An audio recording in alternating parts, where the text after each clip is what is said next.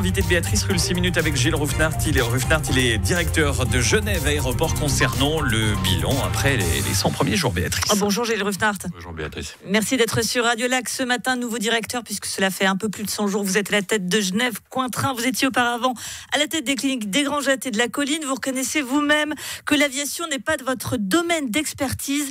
Il faut donc s'attendre à quelques couacs.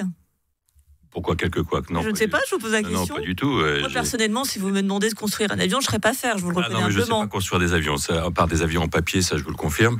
Mais non, il n'y a pas de couac, au contraire, ça a été une transition tout à fait douce, j'ai commencé en août de l'année dernière, et on a eu 2 mois de transition avec l'ancien directeur général qui s'est très bien passé. C'était une opportunité pour moi aussi de plonger, puisque j'ai fait une opération d'immersion au sein de Genève Aéroport, où j'étais au contact avec l'ensemble des équipes, ce qui m'a permis d'appréhender, de comprendre un domaine qui n'était pas le mien à l'origine. C'est donc humblement que vous avancez dans ce domaine ? J'avance avec l'humilité, oui, avec humilité, j'essaye en tout cas, dans ce nouveau domaine, oui, bien sûr.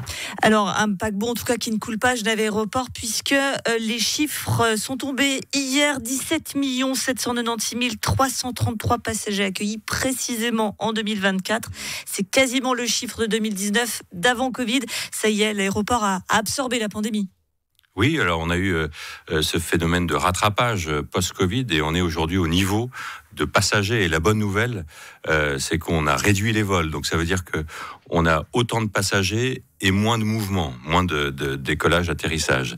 Ce qui veut dire que ces avions sont plus pleins ou ces avions sont un peu plus importants, sont une capacité plus importante. Et ça, c'est extrêmement intimement lié en fait à notre politique d'incitation, puisque les compagnies aériennes ont des incitatifs pour avoir des taux d'occupation de leurs avions plus élevés pour réduire l'impact, réduire l'impact et avoir moins de vols, moins de mouvements. Moins de mouvement, mais tout de même du bruit pour les riverains qui s'en plaignent régulièrement. Vous avez décidé d'amender les compagnies pour les vols après 22 heures. Ce système a été mis en place dès le 1er janvier. C'est un système à points. On ne va pas rentrer dans les détails, mais les compagnies paient une fois passé un certain nombre de points. Il y a quand même plus coercitif comme système. Alors il y a plusieurs systèmes, ça c'est un système parmi d'autres. Le premier système, moi je trouve que je tiens à relever au-delà du système des quotas qui pousse, que vous venez de relever, qui en fait... C'était pour faire plaisir aux riverains, pour leur dire non, on vous laisse pas seul avec le bruit. C'est pas faire plaisir, parce qu'il y a eu des effets directs. On a une diminution de 36% en 23, puisque les compagnies aériennes ont anticipé ce système de quotas, donc une diminution de 36% des mouvements post-22 heures, donc des retards. Donc ça a un impact direct sur les riverains. Mais c'est vrai qu'il y a une autre politique d'incitation qui m'intéresse aussi beaucoup, c'est l'incitation pour avoir des avions plus propres et moins impactants. Un avion de dernière génération, qui représente un tiers de notre flotte aujourd'hui, des avions de dernière génération, à 40% fait 40% de bruit en moins par rapport à un avion de l'ancienne génération. Donc notre politique aussi d'incitation, qui est un élément clé de notre stratégie, et va dans le sens aussi de réduction des vols post-22 heures bien sûr, mais aussi de favoriser, ou en tout cas d'inciter les compagnies aériennes de baser leurs avions de dernière génération à Genève Aéroport. Alors la force d'un aéroport, elle se compte aussi au nombre de vols qu'il dessert, aux destinations qu'il dessert. Et là, vous proposez quand même un changement. Vous préférez privilégier les longs courriers directs plutôt que de faire de l'aéroport de Genève un aéroport d'étape, un hub, comme on dit dans le milieu. C'est la fin des annonces de nouvelles lignes tous les mois, finalement, à Genève Aéroport. C'est ça que vous nous dites ? Ça, c'est pas une décision qui me revient. C'est un état de fait. Genève Aéroport n'est pas un aéroport hub, c'est-à-dire qu'on ne vient pas à Genève pour repartir vers une autre destination lointaine. On est un aéroport, ce qu'on appelle point à point, donc on part de Genève pour arriver à sa destination finale.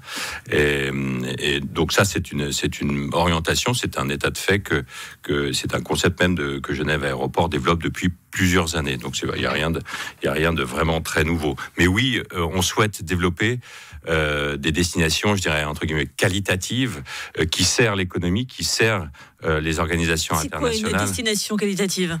Une destination qualitative, on sait que par exemple, on travaille beaucoup sur une liaison comme des liaisons comme Singapour, des liaisons comme Miami, des liaisons qui voilà, aussi en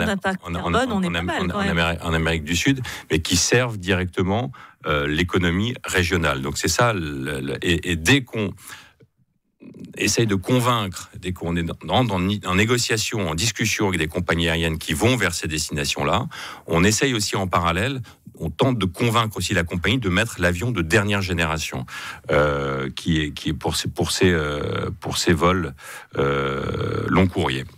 Pour terminer, on va quand même parler de ces syndicats. On sait que la relation, c'était extrêmement tendue avec l'ancienne direction. Alors, tout comme les élèves testent leur professeur le premier jour d'école, vous avez passé à la moulinette des syndicats. Oui, d'emblée. Alors, j'ai bénéficié aussi de deux facteurs. D'emblée, vous êtes passé à la moulinette. Qu'est-ce qui s'est passé ? Pas à la moulinette, non. J'ai bénéficié de deux circonstances favorables, on va dire. C'est qu'on avait, Genève Aéroport venait de signer un règlement sur la négociation des salaires annuels. Et le deuxième facteur, c'est que les résultats économiques de Genève Aéroport étaient plutôt favorables. Donc le contexte était plutôt privilégié pour trouver un accord, et c'est ce qui a été fait en fin d'année dernière. Donc ça, c'était la nouvelle positive, c'est que je suis rentré directement dans des phases de négociation et de discussion qui ont été tout à fait positives et constructives. Le négatif, c'est qu'ils ne sont pas simples à gérer. Bah évidemment pas, mais on a une commission du personnel, bien sûr, qui est tout à fait constructive et qui vise clairement le bien et la défense des collaboratrices, collaborateurs Genève Aéroport. Et on a un syndicat un peu à la française qui se nourrit un peu du conflit, mais ça, il va falloir composer, il va falloir convaincre aussi qu'il y a d'autres manières de discuter et que le conflit pour le conflit m'intéresse peu. Ça, ce sera le premier message. Le directeur général de l'aéroport, à l'épreuve des syndicats, c'est à venir les prochains mois, il nous l'annonce. Merci beaucoup, Gilles.